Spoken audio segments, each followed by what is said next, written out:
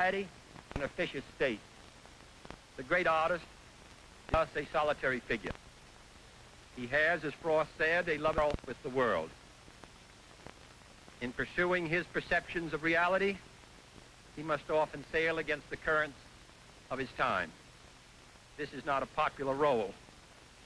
If Robert was much honored during his lifetime, it was because a good man preferred to ignore his darker truths. I had a lover's quarrel with the world. That's me. I've thought of modifying that to say I had my lover's quarrels, plural, with the world, but I make one sustained quarrel all my life. Really the last 4 or 5 years. And I was impressed by a good many qualities, but also by his toughness. He was not particularly belligerent in his relations, his human relations, but he felt it very strongly that the United States should be a country of power, use that power and force wisely. But he once said to me not to let the Harvard in me get be too important. So we've followed that advice. You never know what I'll do next. It's time I stopped, you know. This time should I be quieted down.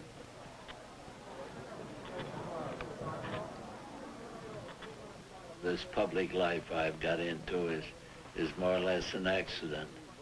I never said to it. I got 50 on it once first, you know, and I got called out into it, and I needed the living, and I'm doing it, but I conquered it, sort of. But there are reserves, things I don't wear on my sleeve.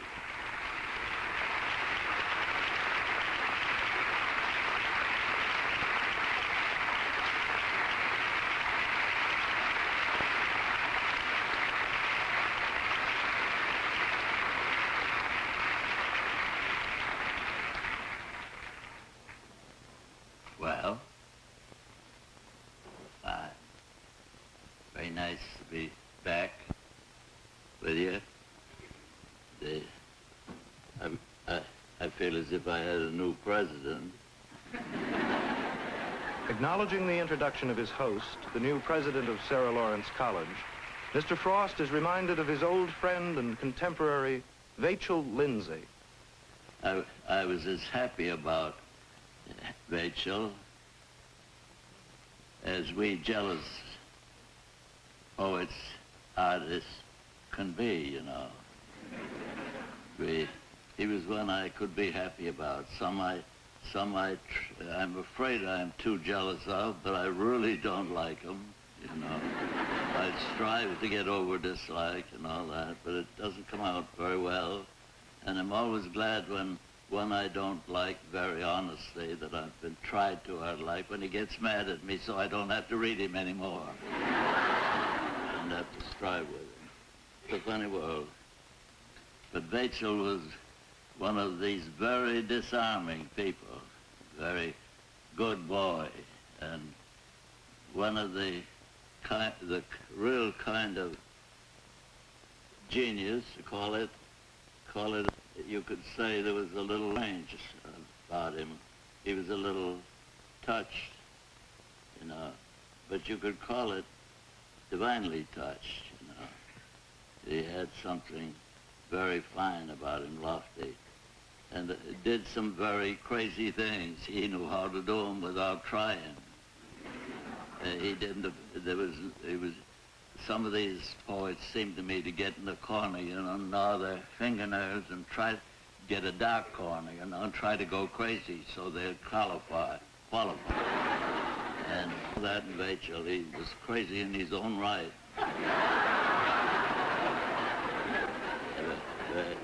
Some of the strangest things. I ought to tell you what you're seeing here on this sideshow. This is a documentary film going on, and they've been in 2 or 3 of them for government purpose, and they've all been about me with a hoe digging potatoes or walking in the woods reciting my own poems, which I don't farm very good many years. I have a little garden, but it's a false picture that represents me as always digging potatoes or saying my own points in the woods. You know, this time we're going to have it right. We're going to have an occasion like this where I'm with my crowd. Going to have the crowd in it. And some other things. They were with me today on shipboard, on the Essex, the old carrier, you know. And I was with the commander, and the old subject came up with peace and wars. That's that category. And I had to have another think at it. And another, that always means another say to it. And I said to him, peace is something that you only get by war or the threat of war, however tacit the threat. And he nodded grimly. And that's something that we all want, the peace, and we are thinking about it. Anything like that that bothers me all the time, something comes up and I say a new one to it. It appeases me for the moment. That I'd had a fresh think, the occasion had given me a fresh think. And there's usually an occasion. I don't know, meeting somebody or reading something in the paper, or hearing something about the world. It's all just this one thing, a think. And the excitement you get out of having a think that you want to pass to other people. And sometimes, as I say, when it's too much for me and I can't say anything to it, I say, me for the woods. That's one of my oldest sayings. Doesn't matter what it is, family troubles, any kind, I say, me for the woods.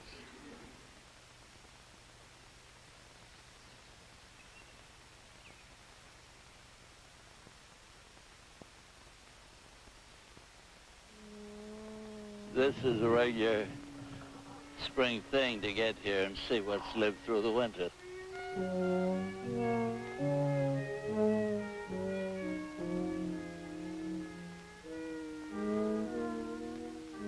It took a long time to be a Vermonter. I came here in 20. See how many years ago that is. And for years I wasn't called a Vermonter. They had meetings and things about poetry, but they considered me an outsider. Then this last year they made me poet of Vermont. Oh, the little town of Ripton up near the mountaintop, where city folks come and go and for a short time stop to view the mountain scenery and breathe the mountain air and wonder at us simple folks who get our living there. It is Robert Frost, the poet, put Ripton on the map, while others we are proud to know he is our leading champ. For others our esteem may grow, none shall go above him, for he loves man and nature so, that is why we love him. Do you like his poetry? Yes, I like it very well. And, I think he's one of the most famous in Vermont. I think perhaps with Sandbeck, he's one of the truly great American poets that we have, at any rate in my opinion. Perhaps Mr. Kennedy's. What is your favorite Frost poem? I think I like Birches. Birches. Which of Robert Frost's poems is your favorite?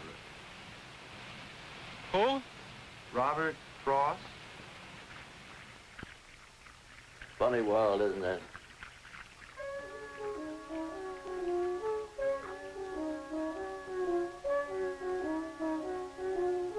Where you came from is of very great importance, you know, your family ways.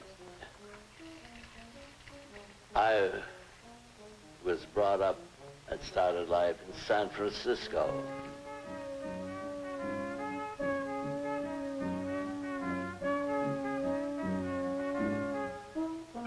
My father was chairman of the Democratic City Committee when Cleveland was elected. I never went to school till I was about 12 years old, and I wasn't very well, and I went downtown with my father all the time, had all my noon meals in the big headquarters of the Democratic Party saloon, Abe Levy's saloon, and I was sort of political kid round. I came east. my mother would leave us at Omaha and at Chicago to recheck my father's coffin. Me and my sister. I was 12 years old. And I carried other people around that couldn't stand up, and they were so grieved. So I guess that's the hard part of life.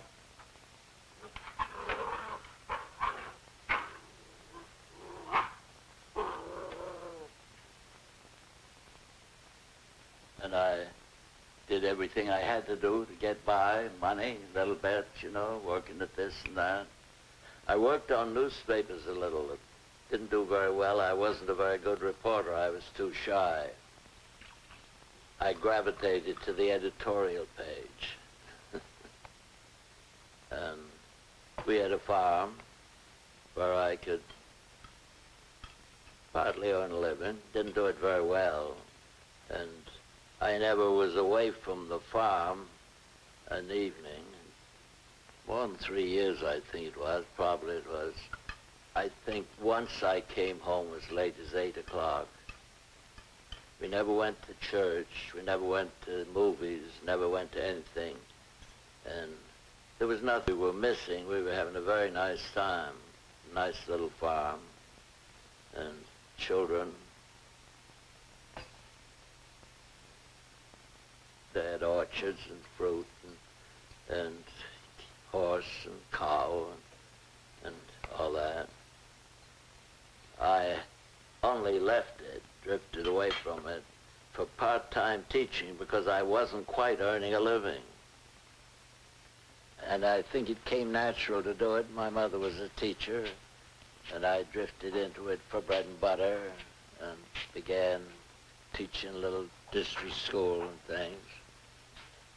District school, 12 children, I remember I had one, and coming and going barefooted, come and go into my knee, you know. I never got called a poet till I was 40 or so, and I always thought it was a praise word that I couldn't use on myself. It's a praise word. You can write poetry, and I wrote it. I don't know how I did it and what would have happened if it hadn't come through somewhere in the end.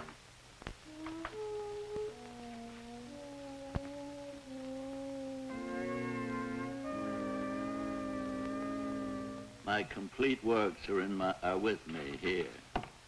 2 books, a little new book and a little old book. And they're about, I think it adds up to about maybe 700 pages in 70 years, 10 pages a year.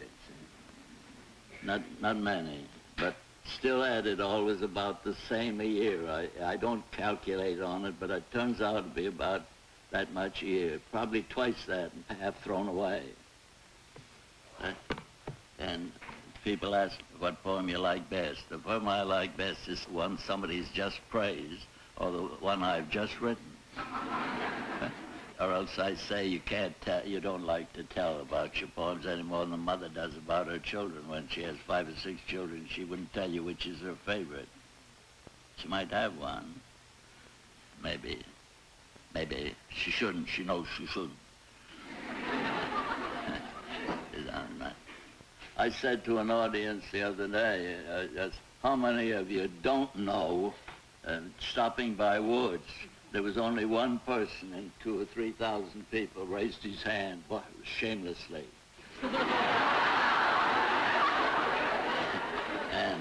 and then a lady had just asked me to say it.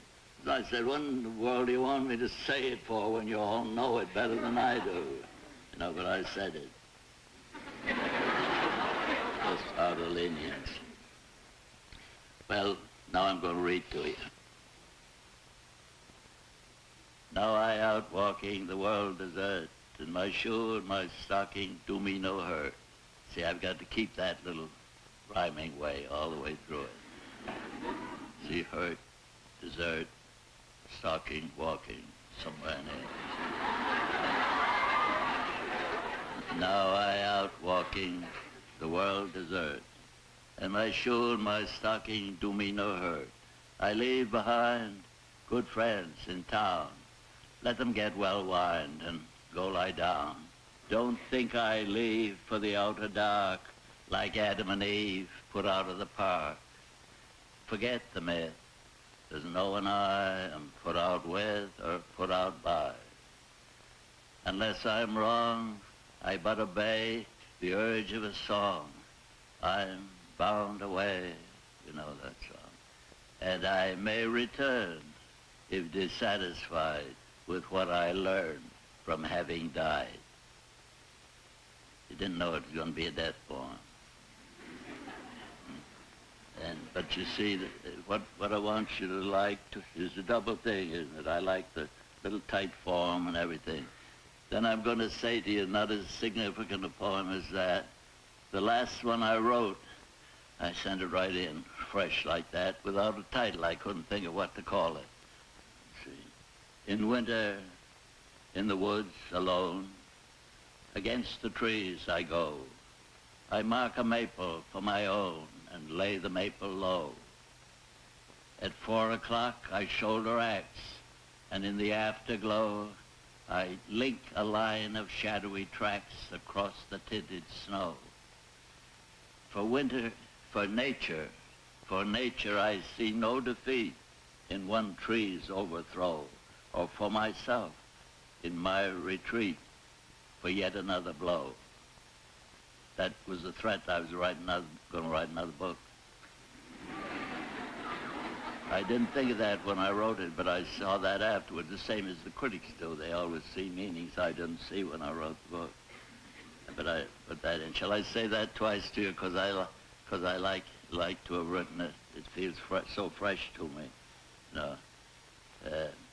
In winter, in the woods, alone, against the trees I go. I mark a maple for my own and lay the maple low. At 4 o'clock I shoulder axe, and in the afterglow I link a line of shadowy tracks across the tinted snow. I see for nature no defeat in one tree's overthrow, or for myself in my retreat for yet another blow. I've brought with me tonight, or Mrs. Morrison has brought with me, 20, 30 copies of it to give. She's going to give you each one. Carry away in my handwriting. I wrote it this morning. I never know where I'll write or what I'll write. I remember once in Wilkesboro, where I never was but once in my life, Wilkesboro, Pennsylvania, stuck there, changing trains something. I had to go to a hotel, and I wrote one of my best poems right there in that hotel, standing on my head. There's a curious state of comes over you, that's all. But some people like to think it starts with a phrase or something. I think it starts with a mood. As Poe said somewhere, you know, he wrote lots of prose, and he had a hard life and died at 40, the poor boy. But he said he never touched the poetry except when, you know, with something sacred touch. And that's a strong word for it, but that feeling that you never do it unless you never do it to pay a bill, because you probably won't. And yet it comes to market in the long run, you know, and you can't write it that way. If I ever thought when I was writing anything that this would settle, you know, pay the gas bill or something like that, I couldn't write it. But I do think in the middle of it, the only self-conscious thought I ever have is this seems to be going pretty good. See, good luck, another step, you know, still going. Just like taking on thin ice, you know, where you might go through and fail, but it's still going. Once I'm going, I go the same as it goes. I think it's like starting a sled at the top of the hill where they've worn the snow through too much, and it goes hard to start, but you get right over that gritty place, and it goes, she goes. You get right on and ride. One of the best ones I ever wrote. Isn't it? Yeah, it's good fun. I had a little bit of trouble with the last stanza to get that the way I wanted. But the first two are just slick as grease. That's one of the happy accidents, you can call it. You know, that's what you go into a poem for. See that alone and that own and that go and that low. Then I've kept glow and snow and overthrow and blow all the way through. Quite a feat. You don't make anything of the fact that retreat rhymes with defeat, then? Oh, no. I value that on you. You can't really suspect me of just putting retreat there because of the rhyme. Can you? Well, it's a hard question. Yeah, well, that's the way it ought to be. We retreat. We don't escape. That's a word I loathe, you know, escape. But retreat is sort of characteristic word to me, that you retreat for strength, you know. Church touches that, you know. They don't brought up in the right religion if they don't know what retreat is. You don't escape. You withdraw with God, with sleep. I often see as transported to a spot, you know. I'm there in the woods at the edge. I was there with the axe and the tree and everything. And I made it just like that. And with the whole, trying to get the whole feel of the whole, you know, satisfying myself. I'd like to be there. See. I'm there. It's some years since I felled a tree. But it's a pleasure to me. You know, I've often said that every poem solves something for me in life. I go so far as to say that every poem is a momentary stay against the confusion of the world. But of course, any psychiatrist will tell you that so is making a basket or making a horseshoe or giving anything form gives you a confidence in the universe, that it has form. See, when you talk about your troubles and go to somebody about them, you're just fooled. You ought to the best way to settle them is to make something that has form. Because all you want to do is get a sense of form. All that makes you healthy and well is a feeling that there is some sort of form to your business, your occupation. Everybody that starts anything starts as a village idiot, of course. And maybe that's what all poets ought to be. You know, you see them wondering about that, how wild you have to go to be beyond the rational, you know, and the orderly. I often think that where the thought comes in, the force comes in, the wild force.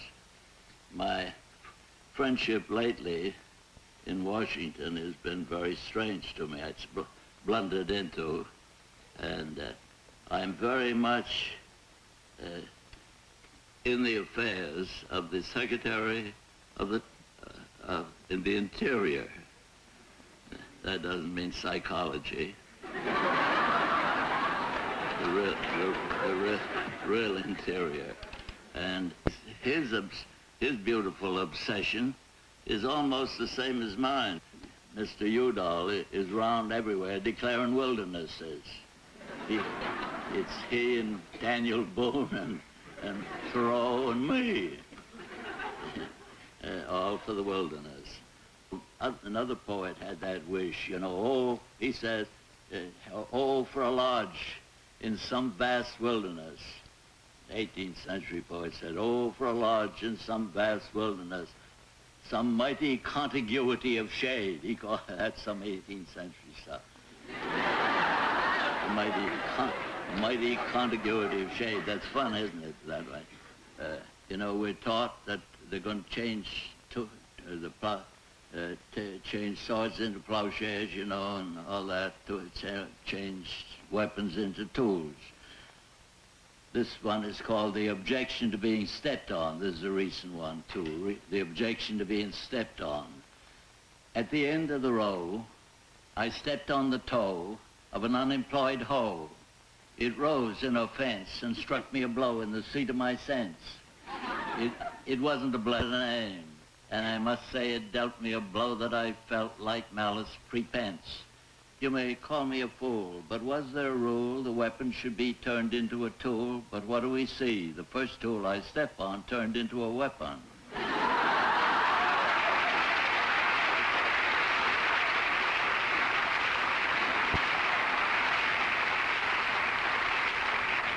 Then this full one, let's vary a little bit. This is an old one, too. Been round almost as much stopping by woods. It's called Provide, Provide, like that.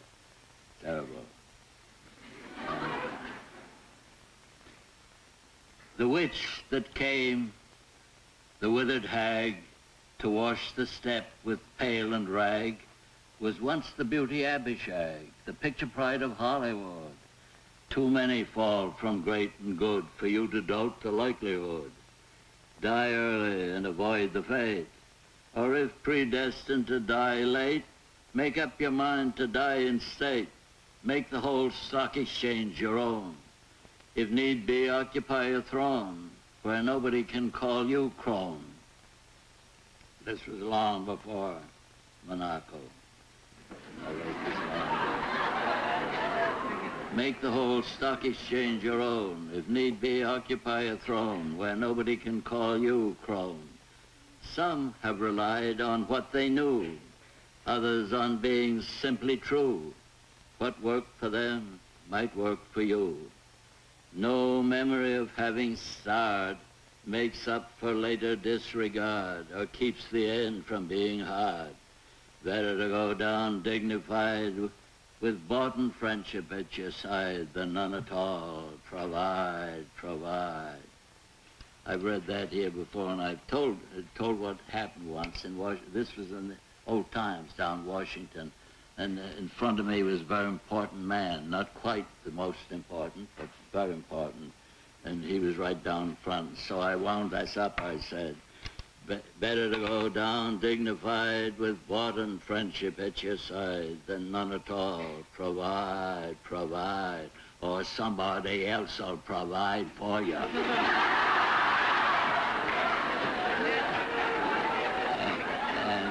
And I saw his wife was beside him, and she smiled. He didn't. He looked pretty grave. And then to make it even worse, I went on. You see, I love to say that tone, to say, or somebody else will provide for you.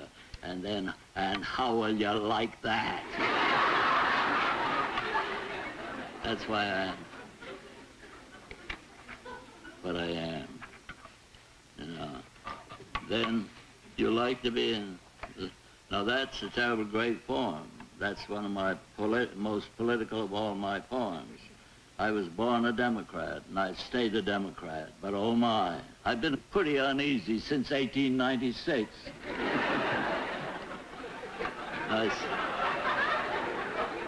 I said to the president, I said, I admire you so much that I wish I was a better Democrat than I am. I'm a Democrat, but that's something the matter. A lady said to me, you've been saying all sorts of things tonight. Which are you, conservative or radical? And I said, I never dared. This is my one free verse poem that's been kept going. I put it in my book. I liked it so well. See, I reached one of those points I speak of in Who Think. I said, I never dared be radical when young, for fear it would make me conservative when old. And she went, you know, kind of confused. She didn't know where that left. I left her hanging up. That was out in California. I left her hanging there. She's hanging there still. I'm not a reformed Democrat or a reformed Republican or a reformed communist or anything. I'm just as I always was. Some of the new critics have found that I'm a terror. The things I've been all reading are terrific, terrible. All right. Listen to this. I was saying as I came over, I'd tell a funny case of it. This little poem of mine, an old one, goes like this. The way a crow shook down on me the dust of snow from a hemlock tree has given my heart a change of mood and saved some part of a day I had rued. See now, just look at that, fair and square. The way a crow shook down on me the dust of snow from a hemlock tree has given my heart a change of mood and saved some part of a day I had. And someone says to me, very sinister poem. And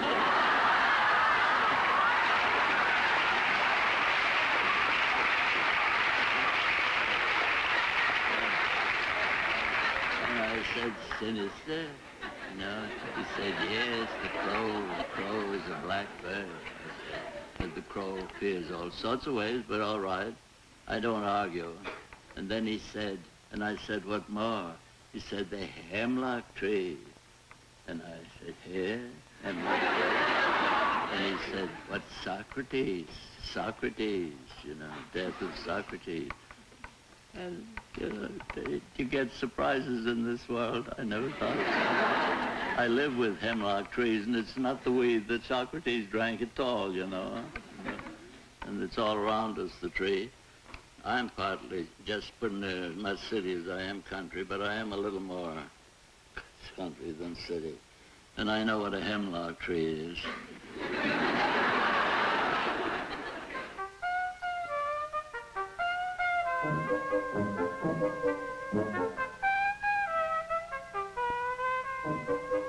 It takes all sorts of in and outdoor schooling to get adapted to my kind of fooling.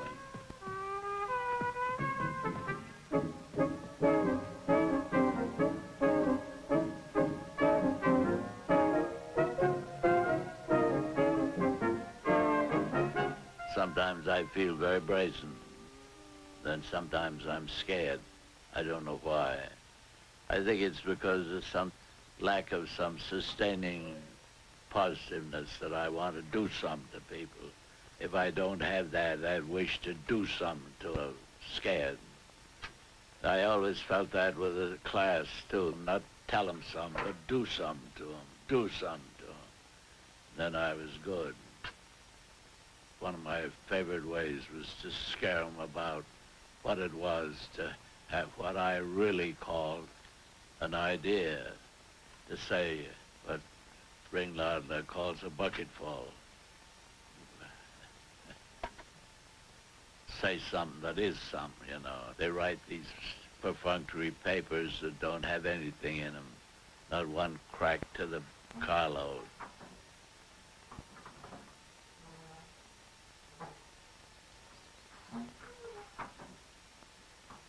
Some people seem to think that if they pile up enough knowledge, it's like piling up oily rags in the basement, that they'll burst into flame of themselves, light the world up. They say to you in school, you know, hey, here we're going to dump a lot of material on you now, we back up this load to you, and then they say, no, it's coming, assimilate it, and you die under it.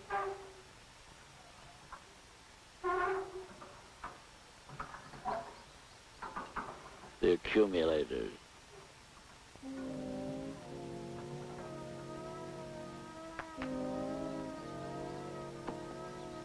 Forgive, O Lord, my little jokes on thee, and I'll forgive thy great big one on me. What's God's great big joke on me? I'd rather not say. And the biggest joke of all is that I'm not saying. Sometimes I think I'm just a joke. But slowly not caring too much about that either.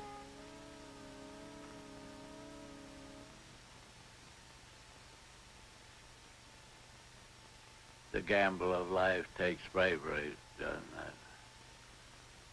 They tell about one soldier beside another charging up Mary's Height at Fredericksburg. He said to him, said, "You're scared." And the other fellow said, "Yes, if you were as scared as I am, you'd run away." But you got to be brave and you got to be bold. Be brave enough to take your chance on your own discriminations. What's right, what's wrong, what's good and what's bad. I suppose the most terrifying thing of all would be unjustly shot against the wall. Whether your legs would fail you and all that, you wonder, what your courage is.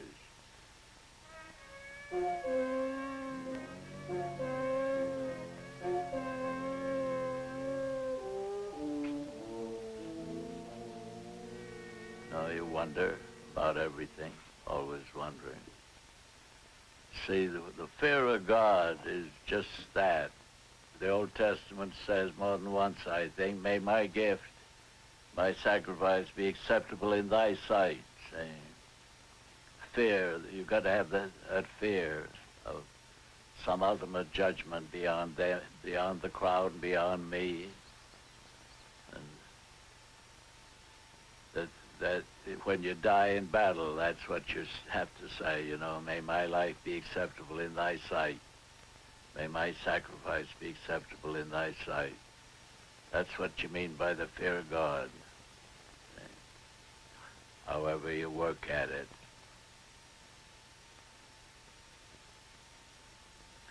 No matter what you do, your work, your poetry, your life that you bet on, succeed or fail, may it be an acceptable sacrifice on that altar.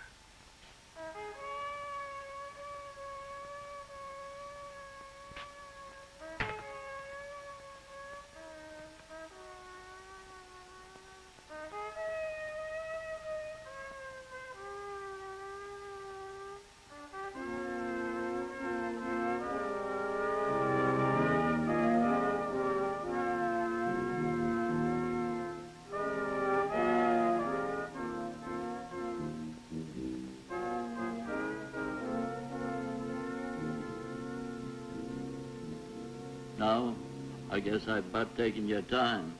I'm warned against wearing you out. Yeah, say good night to you.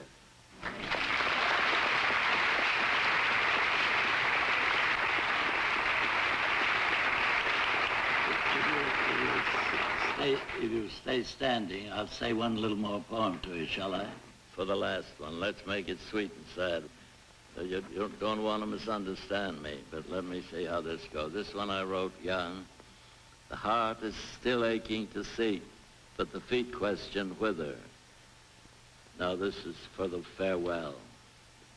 Ah, when to the heart of man was it ever less than a treason to go with the drift of things, to yield with a grace to reason, and bow and accept the end of a love or a season.